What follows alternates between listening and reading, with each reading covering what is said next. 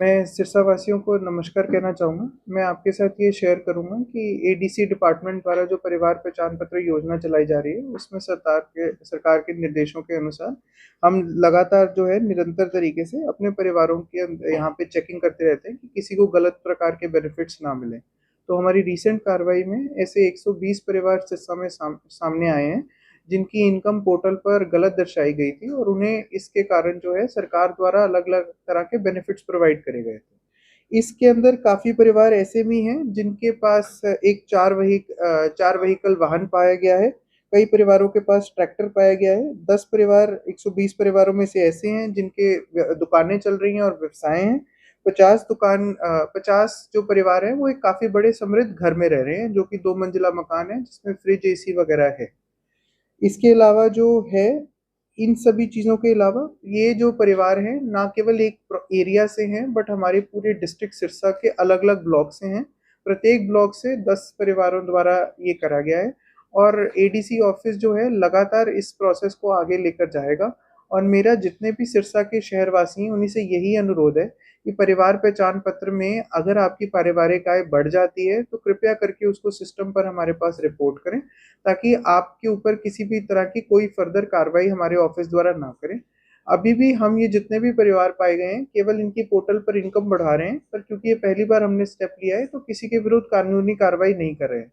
But सरकार के द्वारा गलत बेनिफिट्स को ग्रहण करना भी एक कानूनी गलत कदम है। तो मेरा सिरसा वासियों से यही अनुरोध है कि अगर किसी को इसी प्रकार के बेनिफिट्स आ रहे हैं या आपको कोई व्यक्ति कहता है कि वो गलत तरीके से आपके ये बेनिफिट्स लगा सकता है, तो कृपया करके एडीसी ऑफिस में उसकी रिपोर्ट करें और अपने आप को सुरक्षित रखें। सर, फिलहाल सिरसा में जितने परिवार हैं जो पीपी से बेनिफिट ले रहे हैं सरकारी योजनाओं का, कितने प्रतिशत है हमारे विक्रम? तो हमारे पास यहाँ पे 3,89,000 जो हैं परिवार हैं जो बेनिफिट्स ले रहे हैं और 14,10,000 जो टोटल कुल व्यक्ति हैं वो हमारे जिले में ये इस प्रकार के बेनिफिट्स ले रहे हैं। तभी इसी नंबरों को देखते हुए ही है सरकार जो है बड़ा पॉजिटिवली इन चीज़ों पर फोकस कर रही है। हमारा 2 परिवारों पे काफ़ी ज़्यादा ध्यान है। एक तो सिंगल मेंबर आईडी, क्योंकि जैसे हम समझते हैं कि हरियाणा में इकलौता व्यक्ति का परिवार होना काफ़ी कम है, बट ऐसे कुछ सिस्टम हमारे में देखे गए हैं जो सिंगल व्यक्ति के बने हुए हैं, उनको भी हम चेक करवा रहे हैं। और दूसरे नंबर पे ज़ीरो में इनकम फैमिलीज़, जिन परिवारों की आय जो है वो ज़ीरो है। हम सब इसको साधारण तरीके से समझ सकते हैं कि एक परिवार का जो भी स्थिति हो, किसी परिवार की ज़ीरो इनकम नहीं हो सकती। तो ऑब्वियसली हमारे सिस्टम में कुछ लैप्स हैं, तो हम उसको तभी है निरंतर स्तर पे चेक करवा रहे हैं।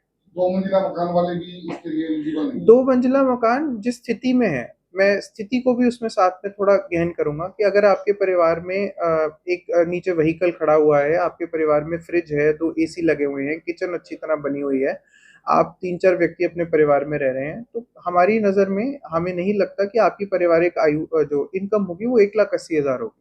हमें निश्चय ही है कि परिवार की जो काफ़ी समृद्ध परिवार होगा, तभी वो इस चीज़ को आज के टाइम पे अफ़ोर्ड कर पा रहे हैं। कई जैसे संयुक्त परिवार भी रहते हैं, जैसे जी। 2 या 3 भाई हैं, एक साथ रह जी, रहे हैं, जी, सब जी। अपनी-अपनी जीविका जी। से अपना-अपना चला रहे हैं। जी। उनके घरों में साधन-संसाधन सभी हैं। मैं आपसे वही दोबारा दोहराना चाहूँगा कि अगर पीपीपी की गाइडलाइंस के अंदर अगर कोई परिवार जो है एक ही छत के नीचे रह रहा है, एक ही किचन का यूज़ कर रहा है, तो वो एक समृद्ध परिवार का ही है, हिस्सा है। और हरियाणा में हमने ये देखा है कि परिवारों में बहुत ज़्यादा प्यार है और हर एक भाई दूसरे भाई की सपोर्ट करता है और अपने माता-पिता की भी सपोर्ट करते हैं। तो अगर कोई परिवार ऐसे भी हैं जिन्होंने पुराने समय में अपनी फैमिलीज़ को स्प्लिट करवा लिया हो, चाहे वो औपचारिक तरीके से कराया हो, अनौपचारिक तरीके से कराया हो, वो भी हमारे पास आ सकते हैं ताकि हम दोबारा उनकी फैमिलीज़ को मर्ज करें। और हमें ये भी ध्यान रखना चाहिए कि सरकार के जो बेनिफिट्स हैं, जो पंक्ति में अंतिम व्यक्ति खड़ा है, उस तक लेकर जाना बहुत ज़रूरी है। और जो समृद्ध परिवार हैं, जिन पे इतनी ज़्यादा ऑलरेडी इनकम सपोर्ट है, अगर वो इन बेनिफिट्स को वॉलंटरीली गिव अप करते हैं, तो बाकियों के पास बेनिफिट्स पहुँचने की और क्षमता हो सकती है। तभी हमने जो है टारगेट मोड पे ये 120 परिवारों की इनकम को बढ़ाया है और हम यही चाहते हैं कि रादर देन हम इस प्रोसेस को आगे लेके जाएँ, जो सिरसा के व्यक्ति हैं वो खुद आकर अपनी इनकम्स को ठीक करवाएँ, ताकि ये प्रोसेस आगे बढ़ सके। इसके लिए कैंप वगैरह भी लगाए जाएंगे? नहीं, कैंप लगाने की कोई आवश्यकता नहीं है। जिले में जो है समाधान शिविर लगता है प्रत्येक सोमवार और प्रत्येक गुरुवार को 10 से लेकर 12 बजे तक। अगर किसी व्यक्ति के पास ऐसी कोई इन्फॉर्मेशन है, तो वहाँ पे आके हमारे साथ शेयर कर सकते हैं। कई लोगों ने बेनिफिट लिए हैं, क्या उनसे भी रिकवरी की जाएगी? नहीं, इस समय मैंने जैसे आपको बताया कि पहला स्टेप हमारा यही है कि हम अपना सिस्टम को ठीक कर रहे हैं। तो इस समय पे हम कोई प्यूनिटिव एक्शन नहीं लेंगे। बट हो सकता है कि आने वाले समय में हम प्यूनिटिव एक्शन भी लें, अगर लोग अपनी इनकम्स को ठीक नहीं कराएँ।